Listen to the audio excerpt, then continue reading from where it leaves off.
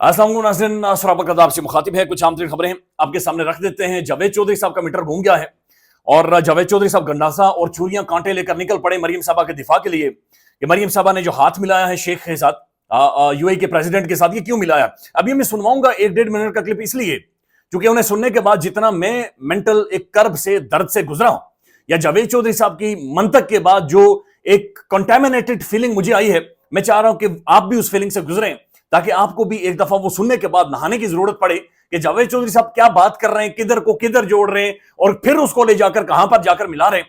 लिहाजा मैं वो आपको लाजमी सुनाऊंगा। फिर साथ साथ एक खबर आ रही है कि ना फेक न्यूज को काउंटर करने के लिए बाकायदा से 2 अरब रुपए का बजट 2 अरब रुपए का बजट दिया जा रहा है और बुशरा बीवी के मुज़ाकरात के हवाले से बातचीत हो रही है और फिर जो फौजी अदालतों के हवाले से एक सुप्रीम कोर्ट के अंदर आज एक ड्रामाई सूरत बनी है, वो भी आपके सामने रखते हैं। लेकिन सबसे पहले जो एक बड़ी खबर है, और बड़ी खबर यह है कि जनाब कतर एयरवेज ने पाकिस्तान के अंदर अपने तमाम तर दफातर बंद कर दिए हैं।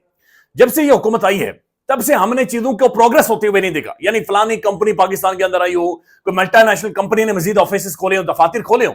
जब से ये हुकूमत आई है, एक तो ये लालीपॉप दिए जा रहे हैं कि फलाना मजीद इन्वेस्टमेंट करेगा और इन्वेस्टमेंट आएगी, लेकिन तब से एक सिलसिला है कि जो ऑलरेडी इदारे इस मुल्क के अंदर काम करने वाले हैं, दुनिया के इदारे, बैनुल अक़वामी इदारे, वो ऑफिस अपने दफातर बंद कर रहे हैं, अपने सामान को समेट रहे हैं और पाकिस्तान से बाहर जा रहे हैं। अब ये जो कतर एयरवेज ने अपने दफातर बंद किए हैं, इसके बारे में अभी तक उन्होंने खुलकर ये बात तो क्लैरिटी के साथ नहीं बताई कि आखिर क्यों वो दफातर बंद कर रहे हैं। लेकिन एक बात बड़ी क्लियर है कि ये जो दफातर पाकिस्तान के तमाम बड़े शहरों में बंद हुए हैं, इसमें जो पाकिस्तान के लोग या नौजवान, पढ़े लिखे नौजवान जिनका रोजगार लगा हुआ था, यानी वो मजीद बेरोजगार हो गए। तो बेरोजगारी है, सैकड़ों की तादाद में नौजवान, पढ़े लिखे नौजवान मजीद वो बेरोजगार हो गए। ये ARY न्यूज ने बाकायदा से इस खबर को छापा है। ARY न्यूज लिखता है कि Qatar Airways suspended flight operation in Pakistan. Sources: earlier, the Civil Aviation Authority had granted special permission to the Doha-based airline for landing in Pakistan. The foreign airline was operating flights in Karachi, Lahore, Islamabad, and Peshawar. 4 बड़े शहरों से operate करते थे। The airline sources said that the Qatar Airways suspended its flights to Pakistan due to unknown reasons.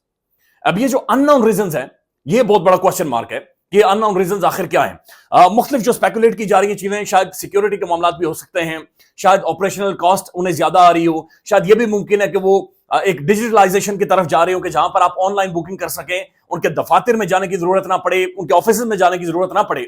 लेकिन अगर इस चीज को आप सामने रखें कि कतर एयरवेज का प्लान ये है कि वो डिजिटलाइजेशन की तरफ जाएंगे, तो जाहिर है उन्होंने पाकिस्तान के अंदर इंटरनेट की हालत भी देखी होगी। पाकिस्तान के अंदर जिस तरीके से इंटरनेट चल रहा है, जिस तरीके से वेबसाइट चल रही है, जिस तरीके से VPN और मुख्तलिफ VPNs का इस्तेमाल करके सोशल मीडिया या मुख्तलिफ वेबसाइट तक एक्सेस होती है, उसका भी अंदाजा उन्होंने लगाया होगा। तो अब फिर खुद ही अंदाजा लगा लें कि आखिर क्या वजह है। बहरहाल इसके बारे में अभी तक कोई क्लैरिटी नहीं आई, कोई खबर नहीं आई। लेकिन कतर एयरवेज ने जो कि दुनिया की मोस्ट रेप्यूटेड एयरलाइन है, उन्होंने अपने जो ऑफिस हैं, दफातर हैं, पाकिस्तान के अहम तरीन शहरों में बंद कर दिए हैं। हालांकि दुनिया भर में इन्होंने बंद नहीं किए, दुनिया भर में इनके मजीद ये ऑफिस को बढ़ा रहे हैं और पाकिस्तान में बहरहाल इन्होंने दफातर बंद कर दिए और बंद करके ये मामलात को आगे लेकर जा रहे हैं। अब जावेद चौधरी साहब ने जनाब ये तजिया किया है और ये मरियम साहबा के उस हैंडशेक के ऊपर किया है जिसके ऊपर शदीद तरीन तनकीद हो रही है, जिसके बारे में मोहतरम हारून रशीद साहब ये कहते हैं कि ये हैंडशेक इनका ताकुब करेगा, इनका पीछा करेगा। और मरियम साहबा जो माजी में बाकायदा से एक मॉरल हाई स्टैंडर्ड लेती रही हैं और ये कहती रही कि वो एक ऐसे मजहबी घराने से हैं कि जहां पर मियां साहब के बारे में, बल्कि सोहेल राय साहब ने यह कहा था कि वो अपने बच्चों को और शाम के बाद घरों से बाहर भी नहीं जाने देते। डिप्लोमेटिकली आप हैंडशेक कर सकते हैं, लेकिन उसका एक सर्टेन प्रोटोकॉल होता है। जब एक फॉरेन डिग्नेटरी आती है तो आप टाइट फिस्ट हैंडशेक नहीं करते, आप टच एंड गो करते हैं। आप नॉर्मली जो हैंडशेक, स्टैंडर्ड हैंडशेक है, आप उस तरह से करते हैं। लेकिन मरियम साहबा ने जिस तरीके से यूएई के प्रेसिडेंट के हाथ को थामा हुआ था हाथ में, उसके बाद बहुत सारे क्वेश्चन है। नून लीग का जो अपना सोशल मीडिया है वो भी चीख उठा है, लेकिन जावेद चौधरी साहब को इसके ऊपर गुस्सा चढ़ा है। ये जावेद चौधरी साहब को सुन लें बराबर। 24 नवंबर को पेशावर से यहाँ इस्लाम वहां पे चली गई है और अगर उन्होंने हैंडशेक कर लिया है तो ये कौन सी क़यामत आ गई। मुझे इस चीज की समझ नहीं आ रही कि इसको एक गैर शरई तौर पे या शरीयत के दायरे के अंदर कैसे लाया जा रहा है, इसको एक गैर शरई फेल कैसे करार दिया जा रहा है। पहली बात तो यह है कि पाकिस्तान दुनिया का पहला इस्लामी मुल्क था जिसके अंदर पहली खातून प्राइम मिनिस्टर बनी थी, मोहतरमा बेनजीर भुट्टो। और उसके वक्त मोहतरमा बेनजीर भुट्टो भी हैंडशेक करती थी, बहुत सारी जगहों पे करती थी। जब वो बल्कि कांग्रेस में जब वो खिताब करने के लिए गई तो उन्होंने फिर उसके बाद वो अपनी पार्टी की मीटिंग्स में भी जाती थी और उन्होंने बेशुमार मरतबा हैंडशेक। अब जावेद चौधरी साहब ये कह रहे हैं कि बेनजीर साहब भी करती थी। उन्होंने फिर इमरान खान साहब के बारे में कहा कि आपकी जो साबिका अहलिया हैं ریحام خان صاحبہ وہ پردہ نہیں کرتے تھے. پھر انہوں نے یہ بھی کہا کہ چونکہ بشرا بی بی آپ کی جو موجودہ بیگم ہے یہ پردہ تو کرتی ہیں لیکن دیکھیں نا ان کے ہاتھ نظر آ رہے تھے. اور جاوید چودھری صاحب کہہ رہے ہیں مجھے وہ آستینیں نظر آ رہی تھی کہ جناب جب وہ احتجاج کے لیے باہر نکلی تھی. دیکھیں مسئلہ ہینڈ شیک کا نہیں ہے, مسئلہ یہ نہیں ہے کہ فارن ڈگنیٹری کے ساتھ ایک ہینڈ شیک کر کے آپ ان سے گفتگو نہ کریں. مسئلہ یہ ہے کہ جس طریقے کا ہینڈ شیک تھا, جس طریقے سے آپ نے اس کی جو آپٹکس جنریٹ ہوئے ہیں, اس سے جو میسجنگ ہوئی ہے, اس سے جو میسج کنوے ہوا ہے, یہ ٹھیک نہیں ہے, یہ ٹھیک نہیں ہے. یہ ہر لحاظ سے یہ غیر مہذب قسم کا ہینڈ شیک تھا اور یہ نہیں ہونا چاہیے تھا, اس طریقے سے نہیں ہوتا. لیکن جاوید چودھری صاحب بالکل گنڈاسا لے کر نکل پڑے ہیں اور وہ کہنے ہیں جی بشرا بی بی کی آستینیں نظر آ رہی تھی.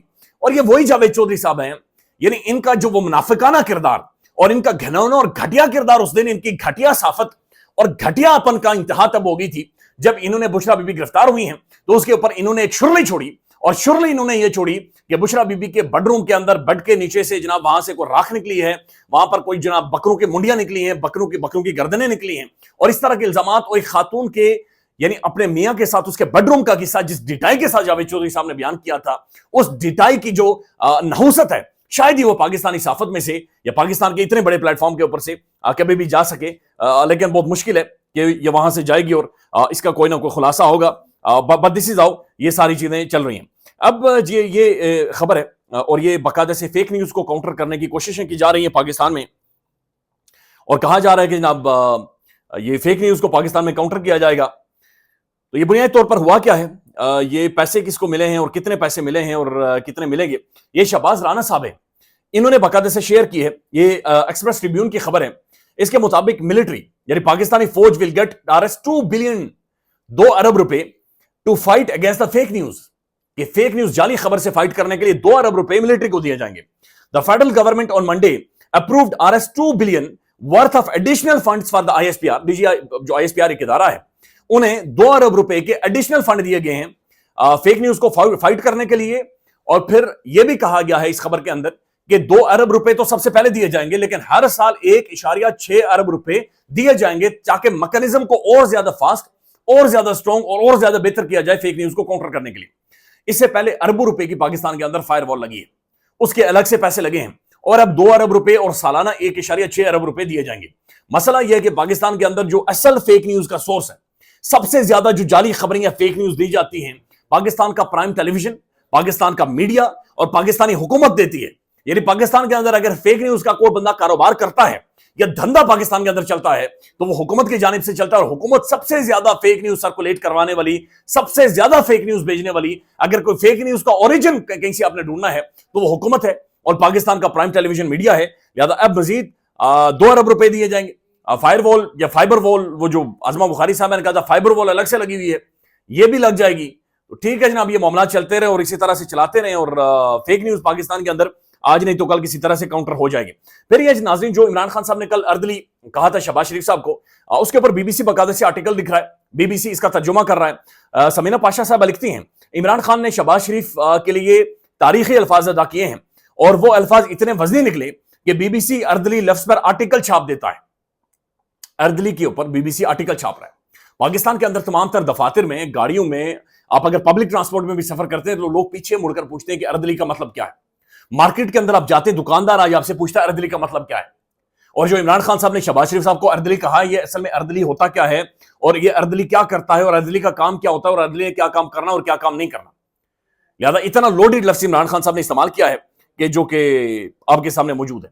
اب ناظرین یہ فوجی عدالتوں کا معاملہ ہے, اور یہ سپریم کورٹ میں فوجی عدالتوں کی انٹرا کورٹ اپیلوں پر سماعت کل تک ملتوی ہوئی ہے. لیکن اس دوران ایک بڑی ڈرامائی صورتحال تب بنتی ہے جب حسان نیازی صاحب کے والد حفیظ اللہ نیازی صاحب روسٹرم پر آتے ہیں, اور انہوں نے جسٹس امین الدین خان صاحب, اور جسٹس امین الدین خان اگین یہ بھی چنتخب ہیں, اور 26ویں آئینی ترمیم جو پاکستان کے اندر مار دھاڑ آدھی رات کو عدالتیں بندے اغوا اور تباہی نکال کر کی گئی ہے, اور جس 26ویں آئینی ترمیم کے بارے میں بروٹ میجورٹی جیسے ایک الفاظ بلاول بھٹو زرداری نے استعمال کیے تھے, وہ 26ویں آئینی ترمیم کی وجہ سے یہ جسٹس امین الدین خان صاحب, جنہیں قاضی فائز عیسیٰ صاحب کا دوسرا سکے کا دوسرا رخ بھی کہا جاتا ہے, جنہیں بشارت راجہ صاحب دستخطی جج بھی کہتے ہیں, اور جن کی ریپوٹیشن یہ ہے کہ یہ قاضی فائز عیسیٰ صاحب کی باقیات ہیں, یا ان کے نقش قدم کے اوپر اگر کوئی ہاتھ کھڑے کر کے چل رہا ہے تو محترم جسٹس صاحب چل رہے ہیں. انہوں نے جناب یہ حفیظ اللہ نیازی صاحب کو کہا, حفیظ اللہ نیازی صاحب کو جسٹس امین الدین خان صاحب نے ٹوکتے ہوئے کہا آپ رہنے دیں, آپ پھر یہاں پر سیاسی بات کرنے آئے ہیں۔ حفیظ اللہ نیازی نے جواب دیا کہ سر میں کوئی سیاسی بات نہیں کرنا چاہ رہا، میں صرف درخواست آپ سے یہ کرنا چاہتا ہوں کہ جن لوگوں کو فوجی عدالتوں سے سزائیں ہوئی ہیں اس کے بعد انہیں جیل میں منتقل کیا گیا ہے، مگر ملزمان کو عام جیلوں میں دیگر قیدیوں کو ملنے والے تمام حقوق نہیں دیے جا رہے۔ یعنی عام جیلوں کے اندر بھی ایسا محسوس ہو رہا ہے کہ ملٹری کسٹڈی میں ہیں، ان قیدیوں کو جیلوں میں ہائی سیکیورٹی زون کے اندر رکھا جا رہا ہے، اور فوج کی جانب سے وہ فیصلے، یعنی ملٹری کورٹس نے جو سزائیں دی ہیں ان کے جو فیصلے ہیں، تفصیلی فیصلے، وہ بھی جاری نہیں کیے جا رہے، صرف یہ بتایا جا رہا ہے کہ یہ مجرم ہے یا یہ معصوم ہے۔ ان دو الفاظ کے علاوہ کوئی چیز نہیں بتائی جا رہی۔ امین الدین خان صاحب نے کہا کہ جناب آپ سیاسی بات چیت نہ کریں۔ خیال رکھیے گا، اپڈیٹ کریں گے۔ اللہ حافظ۔